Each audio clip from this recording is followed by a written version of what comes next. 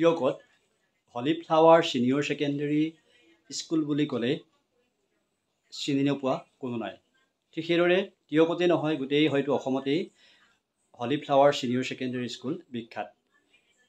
এই স্কুলখন প্ৰতিষ্ঠাপক দেৱমোহন বৰুৱা ছাৰৰ বিষয়ে হয়তো বহুতে নাজানে। তেওঁ প্ৰথম এজন ব্যক্তি যিজনেই টিয়কত ইংৰাজী শিক্ষাৰ বাটকটীয়া, ইংৰাজী শিক্ষাৰ প্ৰচাৰ প্ৰসাৰ তেওঁ গুৰুত্ব দিছিল, আৰু সেইবাবে তেওঁ টিয়ক বালিকা উচ্চতৰ মাধ্যমিক বিদ্যালয়ৰ পৰা স্বেচ্ছামূলক অৱসৰ লৈ এই হলি ফ্লাৱাৰ স্কুলখন তেওঁ প্ৰতিষ্ঠা কৰিছিল। 1992 চনৰ পৰাই বৰ্তমান 30টা বছৰ তেওঁ এই বিদ্যালয় অতিক্ৰম কৰিলে। এই বিদ্যালয়ৰ পৰা বহু ছাত্ৰ ছাত্ৰী পাছ কৰি পেলাই বিভিন্ন বিভাগত চাকৰি কৰিছে, কোনোবা ডাক্তৰ, ইঞ্জিনিয়াৰ, কোনোবা হয়তো প্ৰশাসনীয় বিষয়া হৈছে, কোনোবা বাহিৰত গৈ পঢ়ি আছে। গতিকে বিভিন্ন ক্ষেত্ৰত আগবাঢ়ি গৈছে।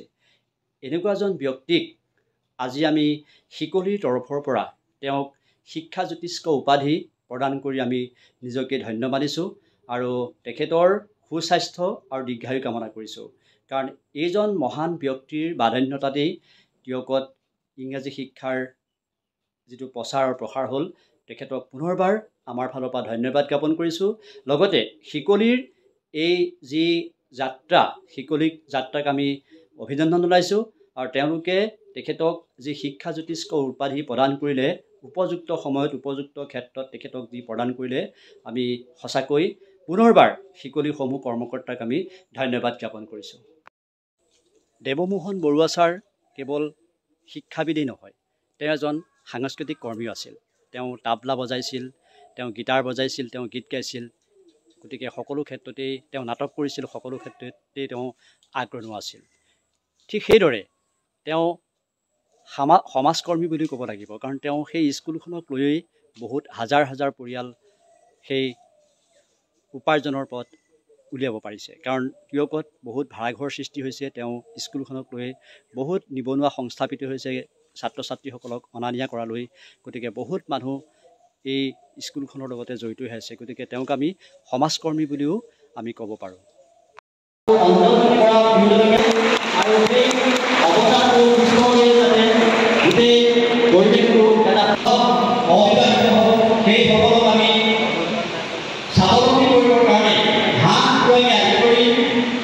আমি তেখেতসকলক সংস্থাপনৰ কাৰণে আমি তেখেতসকলক দাবী কৰিছোঁ।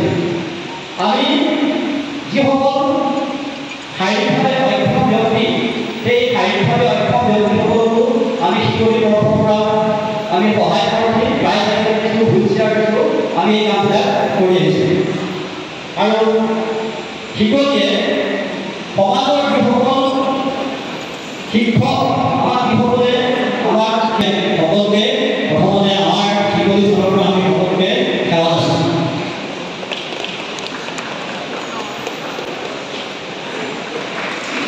আমি সকলোকে ধন্যবাদ জ্ঞাপন কৰিছোঁ। যিসকল ব্যক্তি ইয়ালৈ আহিছে, আমি সকলোকে আমাৰ শিকলি তৰফৰ পৰা আমি ধন্যবাদ জ্ঞাপন কৰিছোঁ। আজি আমি যিটো অনুষ্ঠান অনুষ্ঠিত কৰিবলৈ আগবাঢ়িছোঁ, সকলোৱে হয়তো জ্ঞাত, ইতিমধ্যে সামাজিক মাধ্যমে হওক, পেপাৰে হওক বা ছ'চিয়েল মিডিয়াতে হওক, সকলোতে এই ছাৰক আমি যি সন্মান যাচিবলৈ আগবাঢ়িছোঁ, সেইটো ইতিমধ্যে প্ৰচাৰ হৈছে। তথাপিও আমি ছাৰৰ বিষয়ে কওঁ, কিন্তু তাৰ ফলত আমি আমাৰ যিসকল ব্যক্তি আমাৰ ছাৰক সন্মান যাচিবলৈ আহিছে, তেখেতসকলক মই চিনাকি আপোনালোকৰ আগত মই চিনাকি কৰি দিম। আপোনালোকে তেখেতসকলৰ চিনাকি প্ৰথমতে গ্ৰহণ কৰি লওক, তাৰপৰা আমি পৰৱৰ্তী কাৰ্যসূচী চলাই যাম। আমাৰ মাজত আছে শিকলিৰ এজন অন্যতম সদস্য অখিল বৰুৱা। তেওঁ দেলহি স্কুল অফ ইকনমিক্সৰ পৰা তেওঁ মাষ্টাৰ ডিগ্ৰী লৈ সমাজৰ বিভিন্ন কামত আগবাঢ়ি আছে। তাৰপিছত আছে জ্যেষ্ঠ সাংবাদিক বকুল বৰা ডাঙৰীয়া। আমি বকুল বৰা ডাঙৰীয়াক চিনাকি কৰি দিছোঁ। আমাৰ মাজত আছে টিয়ক প্ৰেছ ক্লাবৰ সভাপতি বিজুল বৰা ডাঙৰীয়া। আমি তেখেতকো চিনাকি কৰি দিছোঁ। আমাৰ মাজত আছে হেমেন কুমাৰ শইকীয়া যোৰহাটৰ পৰা প্ৰকাশিত আধাৰ সম্পাদক আৰু মহেশ্বৰ বৰদলৈ বিদ্যালয়ৰ প্ৰাক্তন অধ্যক্ষ। আমাৰ মাজত আছে হেমন্ত গগৈ শিক্ষাৰ গল্প সাহিত্যৰ লগত জড়িত অঞ্জনজ্যোতি বৰাডাঙৰীয়া আছে। আমি অঞ্জনজ্যোতি বৰাডাঙৰীয়াক চিনাকি কৰি দিছোঁ। আমাৰ মাজত আছে এই বছৰৰ শিল্পী পেঞ্চন পোৱা এগৰাকী গীতিকাৰ সুৰকাৰ আমাৰ মাজত আছে গোলাপ বাইদেউ। আমি তেখেতকো চিনাকি কৰি দিছোঁ। আমাৰ মাজত আছে এই অঞ্চলৰ লগত চিকিৎসাৰ লগত জড়িত আৰু সমাজ সেৱাৰ লগত জড়িত ডাক্তৰ মহাত্মা দেউতাকে আমাৰ মাজত আছে। আমি তেখেতকো চিনাকি কৰি দিছোঁ। আমাৰ মাজত আছে ভূষান্ত বৰা, এজন সমাজৰ প্ৰত্যেকটো ক্ষেত্ৰতে জড়িত হৈ থকা এজন ব্যক্তি আৰু বীৰ আছিফ খানৰ এজন অন্যতম সদস্য ভূষান্ত বৰা আমাৰ মাজত আছে। আৰু বিশেষকৈ আমি যে এইবিলাক প্ৰচাৰ কৰি আমাৰ কামবিলাক যে প্ৰচাৰ হ'ব, সেই প্ৰচাৰ কৰা ব্যক্তিৰ লগত আমাৰ সদায় ওতঃপ্ৰোতভাৱে জড়িত হৈ থাকে।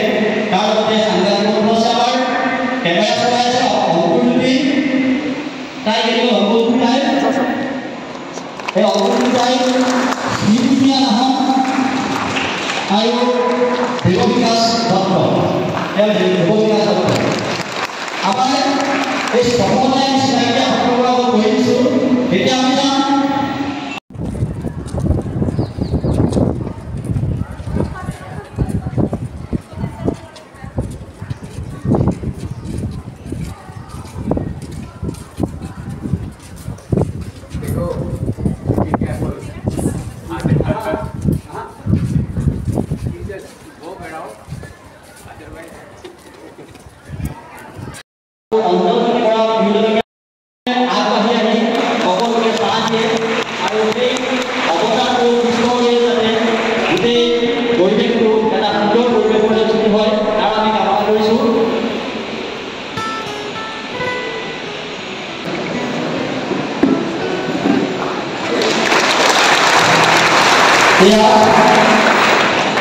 আমাৰ দেশৰ দুবছৰ ছুটি পায়।